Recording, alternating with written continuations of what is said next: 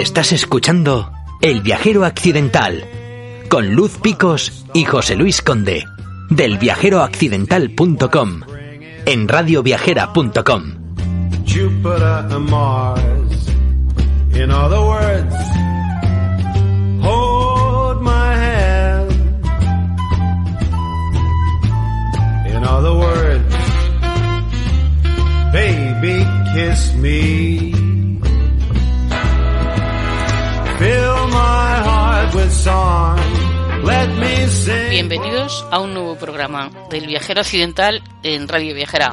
José Luis Conde Huelga y Luz Picos os damos la bienvenida al episodio 11 de esta quinta temporada, en el que volvemos de nuevo a Galicia. En esta ocasión nos vamos a la provincia de Lugo para disfrutar de la Mariña lucense y para vivir toda una experiencia, la de dormir en un faro, en el faro de Isla Pancha.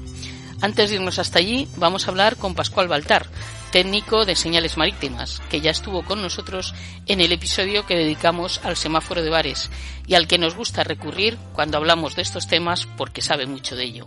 Pascual nos va a contar cómo funcionaba el antiguo faro de Illa Pancha. Y después nos vamos hasta el islote de Isla Pancha para contaros lo que os vais a encontrar si decidís disfrutar de este alojamiento turístico. Para ello hemos invitado a nuestro programa a José Luis López Braña, el empresario responsable del mismo. En nuestro episodio de hoy también tenemos a José Juan Picos y a sus turistas con puñetas, con quienes vamos a conocer más de cerca las condiciones sanitarias a las que se enfrentaban nuestros turistas con puñetas del siglo XVIII. Así que empezamos ya porque estamos deseando disfrutar de todo ello con vosotros.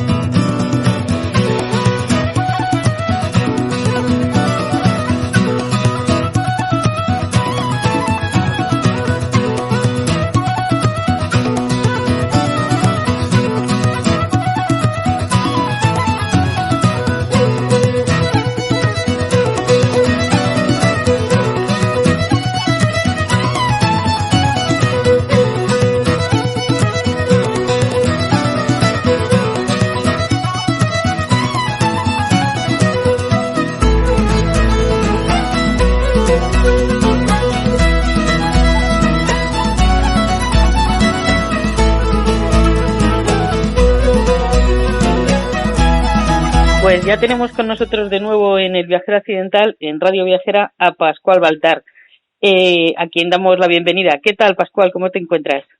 Hola, buenas tardes. Bien, muy bien. Me alegro.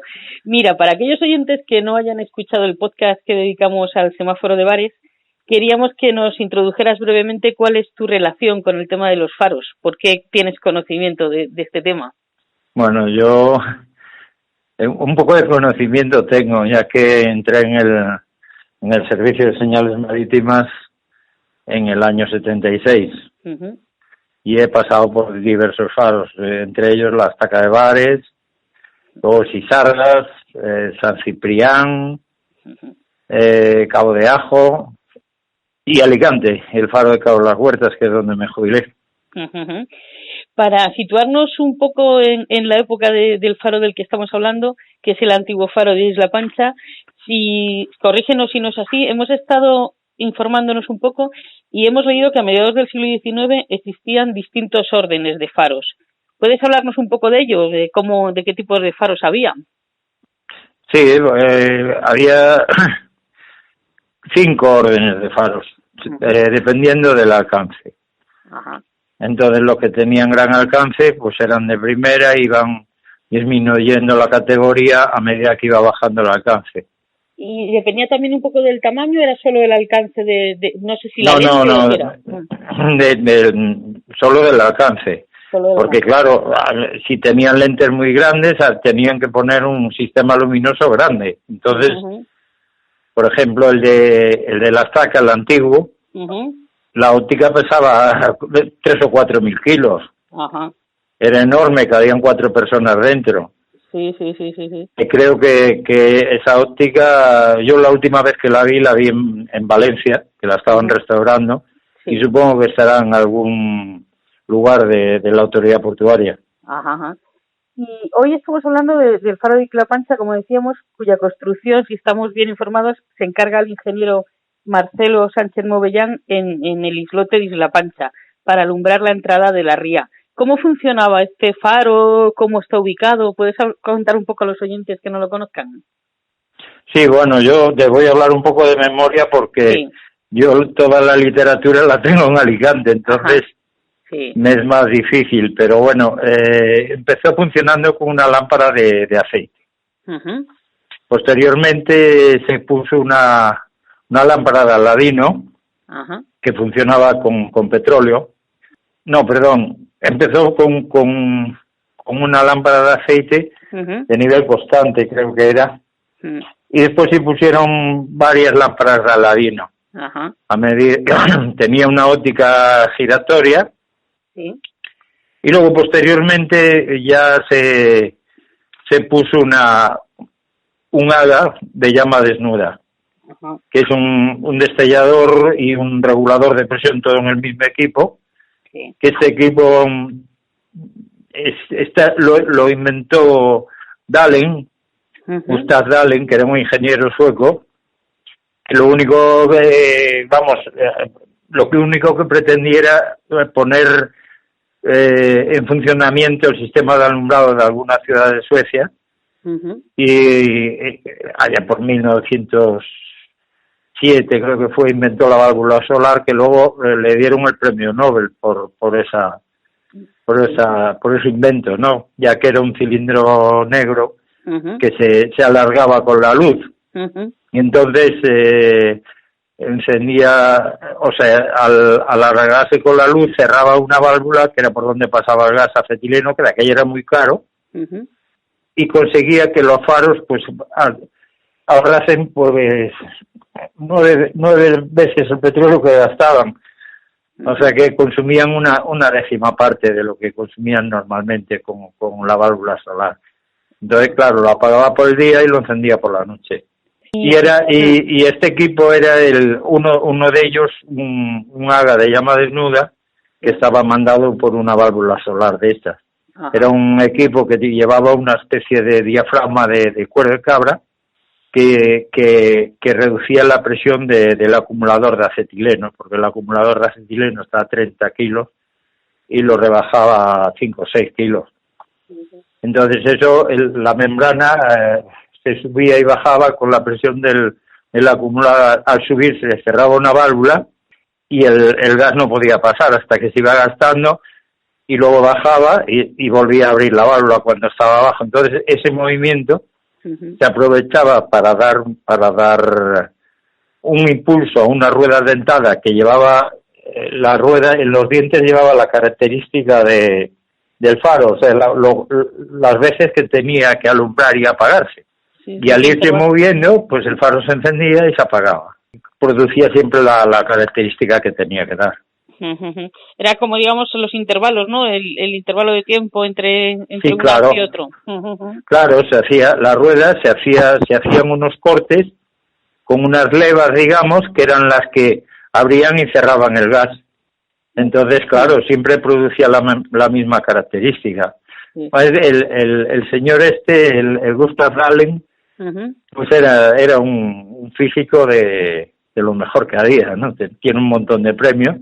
Sí, sí. Inventó también lo descubrió, lo de los acumuladores. Antes en los acumuladores de acetileno entraba muy poco gas y tenían peligro de explosión. Uh-huh. Entonces este señor descubrió que llenándolo de unas tierras que eran algas diatomeas fósiles, sí, pues cabía más gas dentro del acumulador y no había peligro de explosión. Entonces así pues se evitaron muchas explosiones, porque claro, cuando tenías que cargar una boya con acetileno, cada acumulador pesaba 100 kilos, te daba un balance en la boya y te pegaba, y claro, si no tuviese eso podía explotar. Y este faro del que estamos hablando, el faro de Isla Pancha, el antiguo faro de Isla Pancha, estuvo en funcionamiento hasta los años 80 del siglo pasado, ¿no? Tenemos entendido. En el 80 creo que se puso el nuevo, Sí. y se puso con un equipo creo recordar que era un AGA de haz sellado, o sea que llevaba unos paneles con unas lámparas parecidas a las de los coches que iban girando y daban la característica. Sí. Luego posteriormente también se modificó muchas veces. Y ahora tiene un equipo de LED de dos lámparas creo y funciona con paneles solares y un generador eólico que han puesto últimamente, creo que hace 2 años o así. Porque ahora la mayoría de los faros en España, bueno, en España supongo en el mundo, están automatizados. La figura del farero ya está cada vez menos en uso, ¿no? Sí, efectivamente. A medida que nos vamos jubilando ya no se cubren las plazas. De todas formas, alguien tiene que atender los faros. Claro. Pero bueno, la cosa es que por política pues se desarrolló así y así va. Sí, porque se ha perdido un poco el papel romántico del farero, ¿no? Ese trabajo tan, bueno, por lo menos desde fuera parece apasionante, así bonito vivir ahí, ¿no? Y controlar eso. Eso es lo que lo ve desde fuera, sí. Pero los que estamos dentro lo vemos como un trabajo normal, quizá un poco solitario, pero nada más. Y cada vez menos porque desde los años 60 pues ya fueron mejorando las comunicaciones y todo el mundo tenía moto, después coche y... Muy bien, pues cada vez que queramos hablar de faros recurriremos a ti sabiendo todo el conocimiento que tienes sobre el tema, Pascual. Ya sabes que estoy a vuestra entera disposición. Pues muchas gracias por haber participado de nuevo en nuestro programa. Gracias a vosotros. Hasta luego.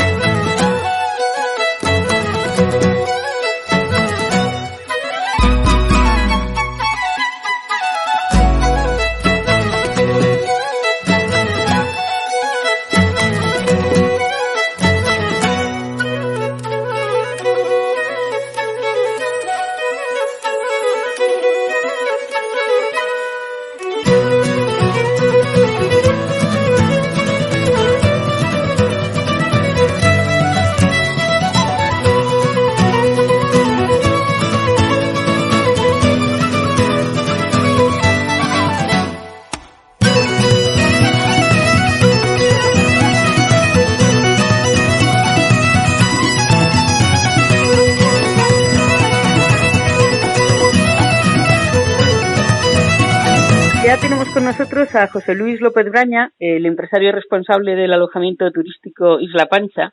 Así que, sin esperar más, vamos ya a hablar sobre este lugar que enamoró al viajero occidental desde el primer momento que lo vio. Hola, José Luis, bienvenido al programa del Viajero Occidental en Radio Viajera. ¿Cómo te encuentras? Hola, muy bien y muchas gracias por invitarme a vuestro programa. Gracias a ti por aceptar la invitación. Vamos a hablar desde 3 puntos distintos de Galicia. José Luis desde Amariña Lucense, nuestra colaboradora Carmen del Río desde Vigo y quien nos habla desde Coruña. Así que vamos a comprobar que ya tenemos con nosotros también a Carmen del Río. Carmen, ¿qué tal? ¿Cómo te encuentras? Yo muy bien, dadas las circunstancias, aquí, encantada de charlar con vosotros. Vale, pues vamos allá. Nos vamos hasta Isla Pancha porque vamos a hablar del primer faro en España que dio el pistoletazo de salida para dar una nueva vida mediante la explotación por empresas privadas como establecimientos hoteleros a este tipo de instalaciones, los faros, que empezaban a estar en desuso. José Luis, ¿cómo fue ese camino hasta hacer realidad que el faro de Isla Pancha se convirtiera en un alojamiento turístico? Bueno, hay que decir que fue un camino bastante largo, bastante tedioso y que nos llevó a pelearnos con muchas y distintas administraciones. Por suerte, toda esa pelea concluyó en el año 2018 con la apertura de nuestro pequeño hotel en el faro y en la isla de Isla Pancha, en Ribadeo.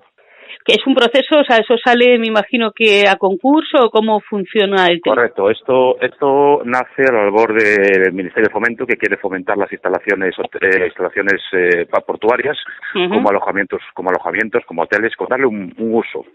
Entonces yo me puse en contacto con la Autoridad Portuaria de Ferrol, que es el propietario, entre comillas, del faro de Isla Pancha, y a partir de ahí iniciamos un procedimiento de concesión.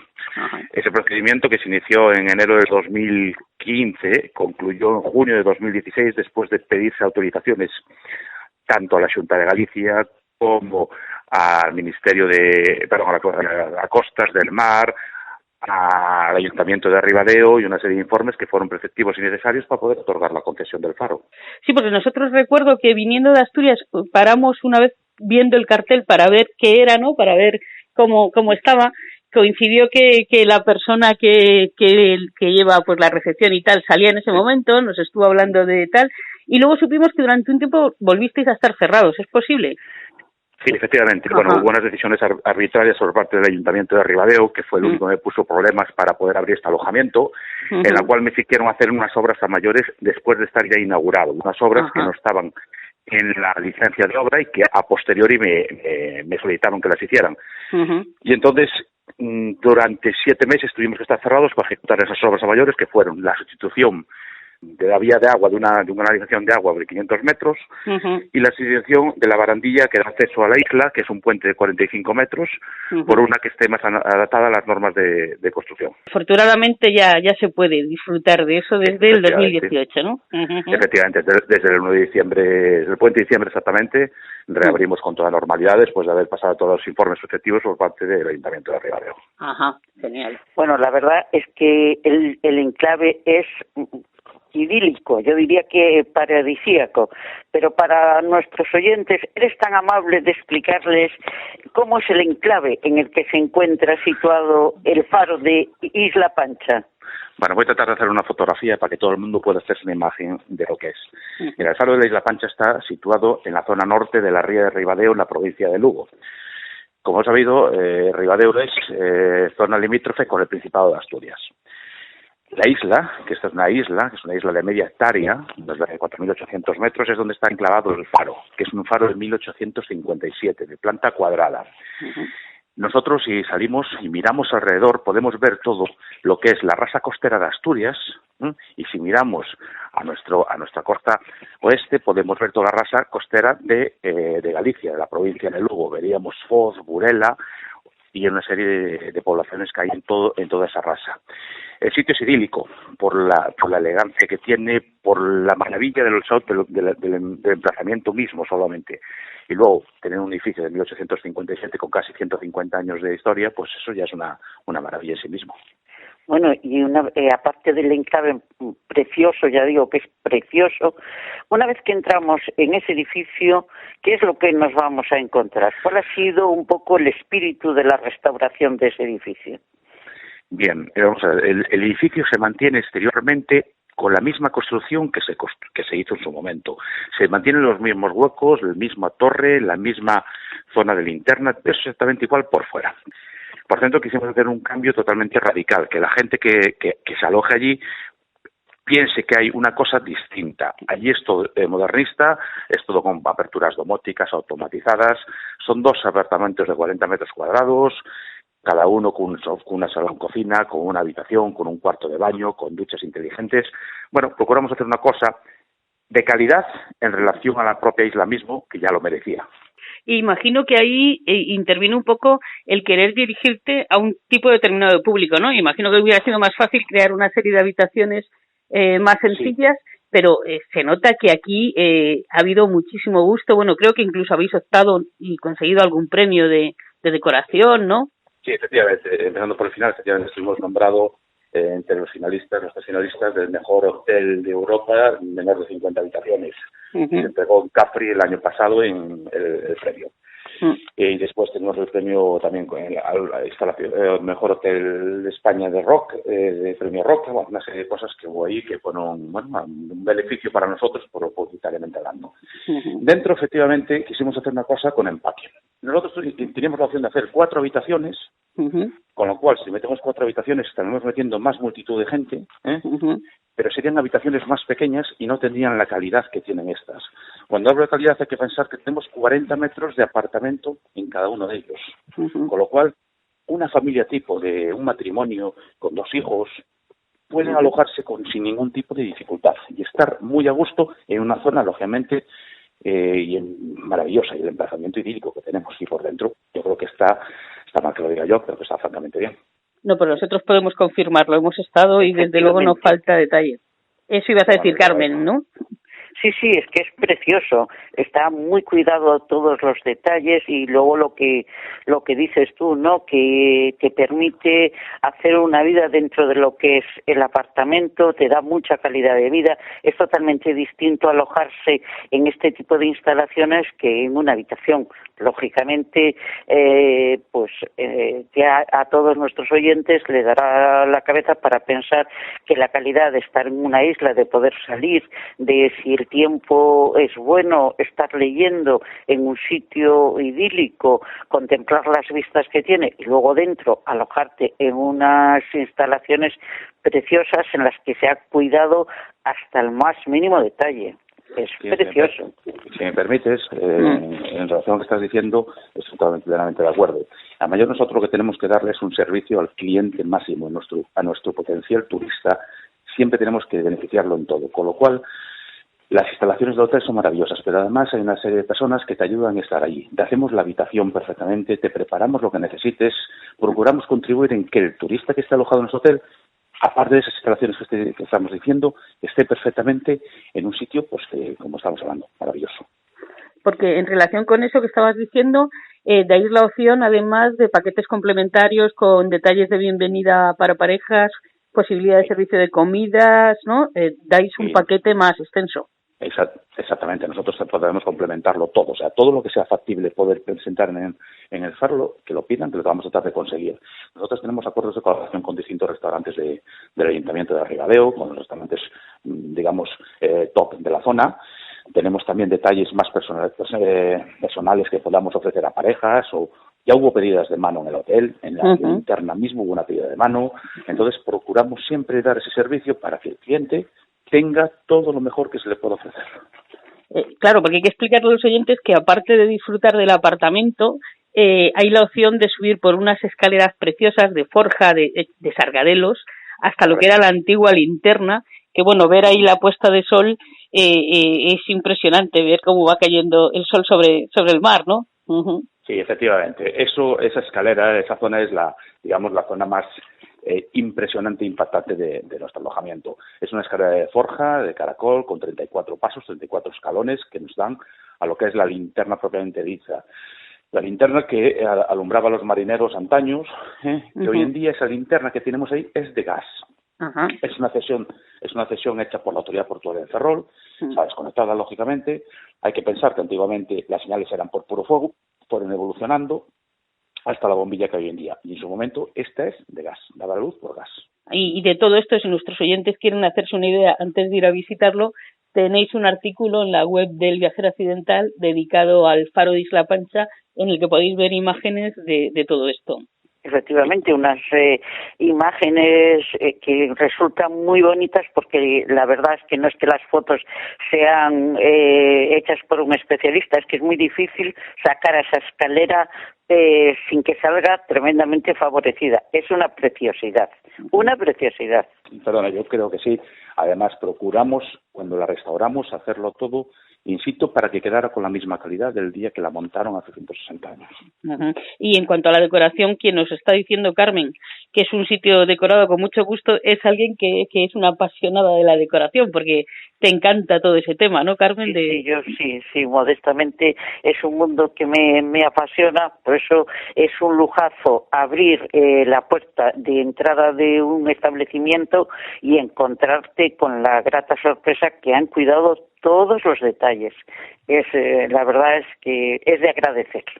Y hablando un poco de detalles, José Luis, ¿te importaría explicarnos un poquito así más en detalle qué es lo que no deben de perderse nuestros visitantes cuando estén alojados en Isla Pancha? ¿Qué lugares de la Mariña Lucense recomendarías? Vamos a ver, Ribadeo y toda la Mariña Lucense, digamos que es el gran desconocido de Galicia todavía, hasta hace poco que no teníamos autovía y ahora aquí tenemos unos accesos maravillosos. Lógicamente es muy conocida la playa de las Catedrales, que está a 8 kilómetros del Faro. La archifamosa playa de las Catedrales, con sus arcos y con su zona de paseo.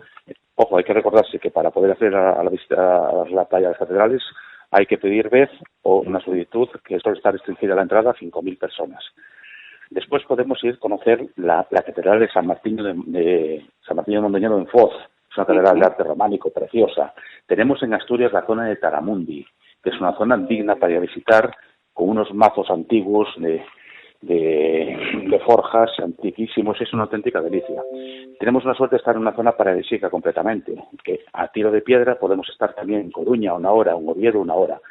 La Mariña es el gran sitio por descubrir, y yo creo que, por suerte, en plazos más o menos cortos se descubrirá más si cabe. Incluso se está recuperando una vía verde, ¿no?, desde a Pontenova, porque de eso también tenemos un artículo que escribió precisamente Carmen, porque fue un sitio que nos sorprendió cuando, o sea, a raíz de ver el cargadero, que también está ahí cerca, ¿no?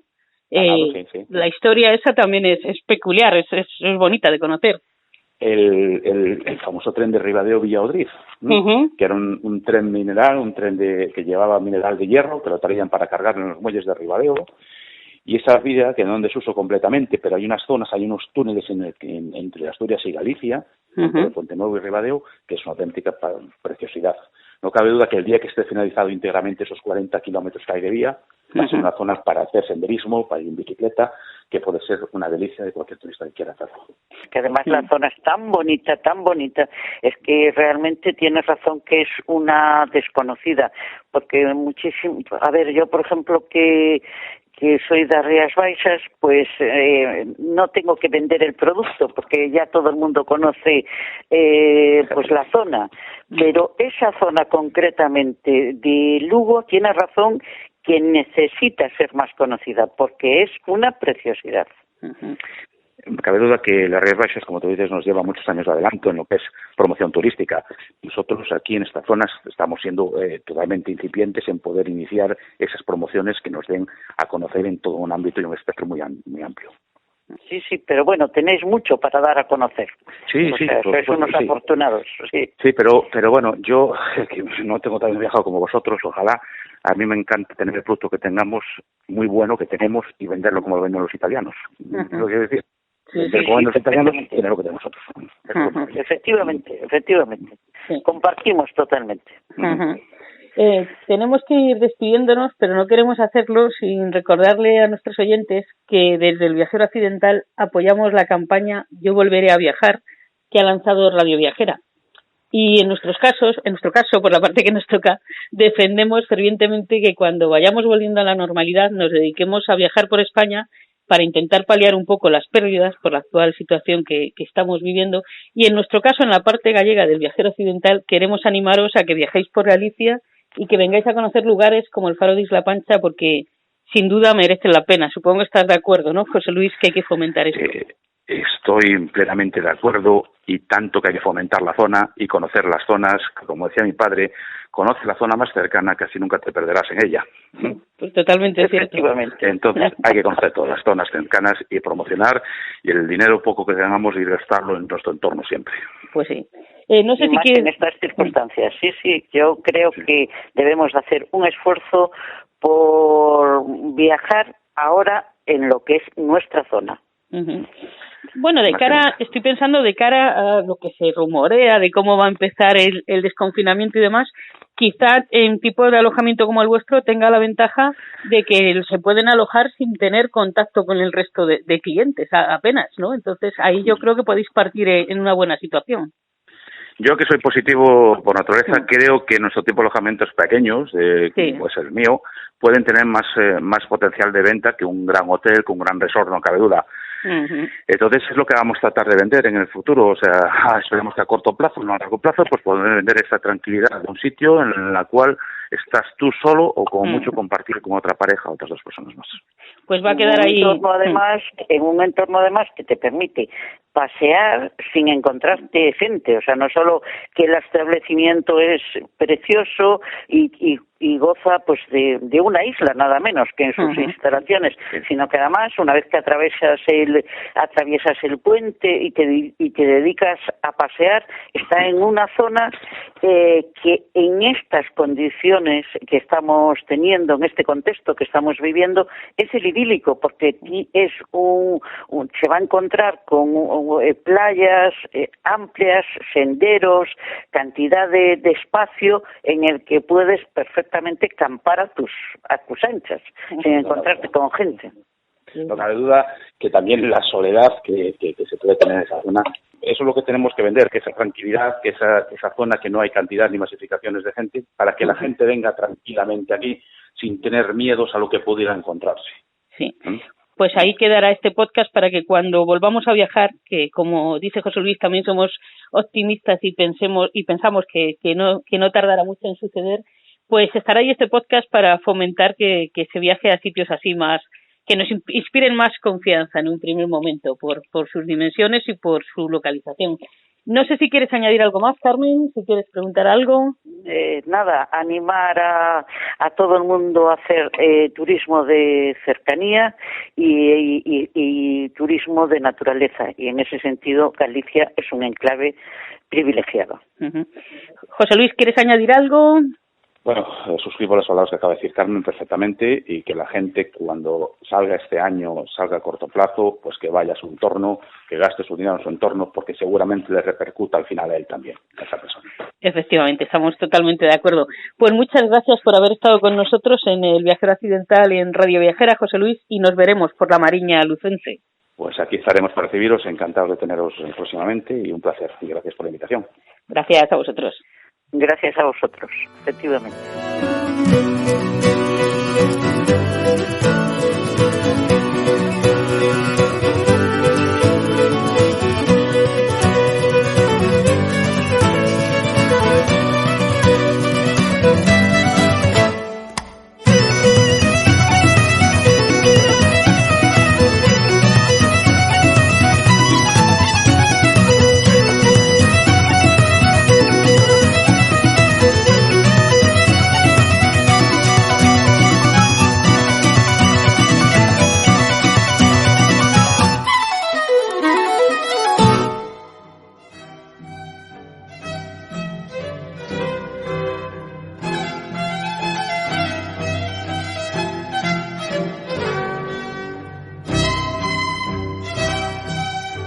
Y estamos ya en el momento de los turistas con puñetas.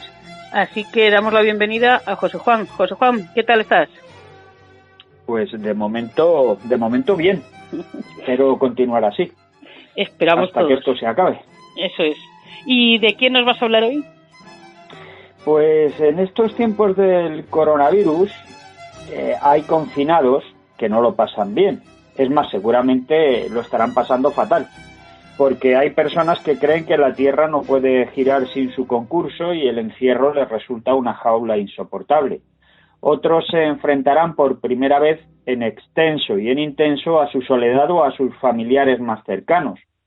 Otros, los que tiñeron su vida de aires épicos y aventureros gracias al ejercicio físico y no pueden pasar sin su dosis diaria de maratonina, pues estarán subiendo por las paredes. Yo les recomiendo que se lo tomen como una forma de escalada, me refiero a lo de subirse por las paredes.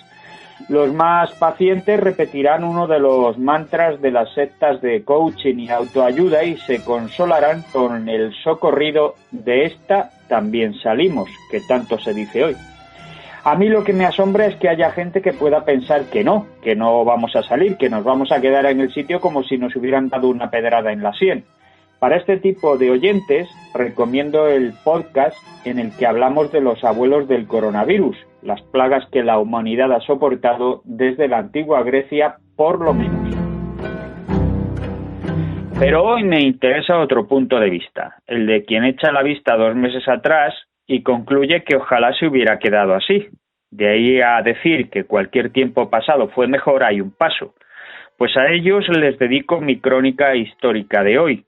Con todo lo terrible que nos parezca el presente, hoy sigue siendo el mejor momento de la historia para quienes nacimos sin privilegios y nos hemos tenido que buscar la vida. Así que vámonos de turismo histórico. 300 años atrás, a 1720, recién estrenado el siglo de las luces, de la Ilustración y del Imperio de la Razón. Felipe V estaba pacificando la España sobre la que caerán después nuestros turistas con puñetas. La guerra de sucesión había finalizado 6 años atrás.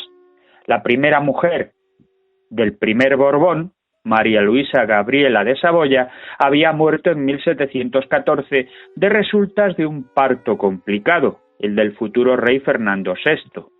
Dar a luz quebró su salud hasta que una tuberculosis ganglionar la remató tras una larga agonía. Esa enfermedad recibía un nombre horroroso, como de sabandija, escrófula. ¿Y qué tratamiento recibió la reina? Pues emplastos de jabón y cicuta y tazones de leche femenina. Los antibióticos que hubieran salvado a la reina María Luisa no serían descubiertos hasta el tránsito entre el siglo XIX y el XX. Hoy, cualquiera de nuestras oyentes se habría curado y sin tener sangre azul. Y eso que María Luisa de Saboya fue la primera reina de España cuyos partos fueron atendidos por un médico, un galeno francés, por más señas. Hasta entonces, nada más que las comadronas podían cuidar de los alumbramientos reales. Cuando la reina dio a luz a su heredero, el futuro y breve Luis I, la princesa de los Ursinos, enviada francesa en la corte de Madrid, casi una espía, le escribió a Luis XIV en estos términos: «Si supierais el poco cuidado que se tiene aquí con las paridas». Ese poco cuidado convertía las fiebres puerperales, una infección resultante del parto, en una sentencia de muerte para muchas parturientas, y de ellas no escapaban ni las reinas. Hasta el siglo XIX no se descubrió que esas fiebres las provocaban la mala higiene de los médicos y de las comadronas. En lo tocante a la alimentación del príncipe, la princesa de los Ursinos añadió: «Las vizcaínas dan la mejor leche, pero las que parecen saludables están sarnosas». No hablaba de las vacas, sino de las nodrizas del niño. María Luisa de Saboya y Felipe V tuvieron en total 4 hijos: Luis I, Fernando VI, Felipe, que murió a los 6 días de nacido, y Felipe Pedro, al que una meningitis tuberculosa se llevó a los 6 años. De Fernando ya hablaremos con más extensión la semana que viene, porque esta crónica tiene 2 partes, pero a Luis lo vamos a rematar aquí mismo. En realidad nosotros no, sino la Muerte Roja. El muy desconocido Luis I de España reinó por el breve espacio de 229 días en 1724, tras la abdicación de su padre Felipe V. No llegó a más porque lo mató la viruela a los 17 años. Según la Gaceta de Madrid, que era el BOE de la época, el joven rey estaba salpicado de viruelas por todo el cuerpo, dejando libres los ojos y la garganta. Sus galenos le aplicaron sangrías con sanguijuelas, criadillas de carnero y reliquias sagradas. La viruela fue conocida también como peste casera, quizá porque llegó a los primeros hogares del ser humano antes incluso que los perros y gatos. No se certificó su erradicación hasta el 8 de mayo de 1980. A lo largo del siglo de las luces se cebó con millones de personas. Hubo muchos personajes históricos del 18 que la padecieron, por ejemplo, Mozart, George Washington, Haydn o Leandro Fernández de Moratín. El rey Luis XV de Francia murió de ella, y eso a pesar de que se llamó a un médico inglés, el doctor Sutton, que conocía un remedio, pero por mucho dinero que le ofrecieron, se negó a revelar no la fórmula, sino las dosis apropiadas. Alrededor de 1700, una dama inglesa se interesó por una antiquísima técnica oriental que consistía en introducir postillas de viruela pulverizadas en un corte que le hacían al paciente. Esa pionera fue la esposa del embajador británico en Estambul, Lady Montague, que quiso llevar el remedio a Inglaterra, pero las autoridades médicas no la apoyaron. El remedio definitivo no llegó hasta 1796. El médico inglés Edward Jenner inoculó la primera vacuna. La vacuna se llama así porque el remedio original provino de las ubres de las vacas infectadas. Jenner vacunó por primera vez a un niño de 8 años, James Phipps. 7 años después, en 1803, salió del puerto de La Coruña la primera misión médica de la historia, la Real Expedición Filantrópica de la Vacuna, dirigida por Francisco Javier Balmis y que rodeó el globo terráqueo vacunando contra la Muerte Roja. El despliegue que en estos momentos realiza el ejército contra el coronavirus se llama con toda justicia histórica Operación Balmis. La esposa del desdichado Luis I, Luisa Isabel de Orleans, tenía ciertas manías muy contrarias a la etiqueta cortesana. Lanzaba andanadas de eructos y ventosidades en ceremonias de la corte, corría casi desnuda por palacio y trepaba a los árboles. También padecía bulimia y periodos de obsesión patológica por la limpieza. Con ese cuadro los especialistas coinciden en que sufría un trastorno límite de la personalidad. Vivió 18 años más que su marido, pero murió en 1742 de un coma diabético. La insulina no se sintetizó hasta 1921. El padre de Luis, Felipe V, vivió torturado por un severísimo trastorno bipolar y por una insufrible satiriasis, que hoy se prefiere llamar hipersexualidad. Tras enviudar de María Luisa de Saboya, se casó en segundas nupcias con otra italiana, Isabel Farnesio. Ella tenía buena planta, pero el cutis granizado con picaduras de viruela. Le dio a Felipe V 7 hijos, uno de ellos muerto perinatalmente, es decir, al poco de nacer. De los supervivientes, uno llegaría a convertirse en Carlos III. Los altísimos índices de mortalidad infantil llevaban a las mujeres a parir sin descanso, en el caso de los nobles para asegurarse el linaje, en el de los pobres para conseguir manos que trajeran pan duro a casa. La Farnesio sobrevivió a su esposo, Felipe V, el primer Borbón español, acosado por fantasmas del alma y la mente, frenesí, melancolía, manía e hipocondría, se convirtió en un anciano obeso, diabético, hipertenso y con insuficiencia cardíaca. Es verdad que murió a los 62 años, joven para nuestros tiempos, pero de no haber nacido en palacio, puede que no hubiera vivido más que la mitad. Su último día le llegó entre ataques de locura y vómitos de sangre, provocados por la rotura de un aneurisma de aorta, es decir, una dilatación anormal de la arteria, que se complicó con una fístula gástrica. La semana que viene hablaremos más en detalle de los padecimientos mentales de Felipe V y de los heredados por su hijo Fernando VI. En fin, que a pesar de la pandemia gravísima de coronavirus y de sus víctimas, demasiadas para nuestros estándares, espero que nos haya quedado claro cómo unos personajes históricos que gobernaron sobre imperios globales murieron de enfermedades que hoy están perfectamente controladas desde nuestros centros de salud hasta nuestros hospitales. Así que el ánimo que nos hace falta ante esta pandemia debemos sazonarlo con unos pellizcos de realismo, unas buenas lecturas históricas y la compañía que os ofrecemos en Radio Viajera os pueden ayudar. Hablabas de la Operación Balmis. Sobre este tema tenéis 2 podcasts en Radio Viajera a cargo del Viajero Accidental. Uno dedicado a los niños de la vacuna, de Javier Neveo, y otro dedicado a la novela Flor de piel, de Javier Modo. Así que, como dice José Juan, tenéis ahí material para entreteneros en estos tiempos de estar en casa. Y poco más que añadir, ¿no, José Juan? Dentro de 7 días volvemos a escucharnos. Dentro de 7 días veremos la segunda parte de esta relación de los males que sufrían los reyes del siglo XVIII, de los que hoy nosotros en muchos de ellos tenemos más que nada una ligera sombra, claro. Pues ya estamos deseando que llegue el siguiente Turistas con Puñetas. Cuídate. Igualmente.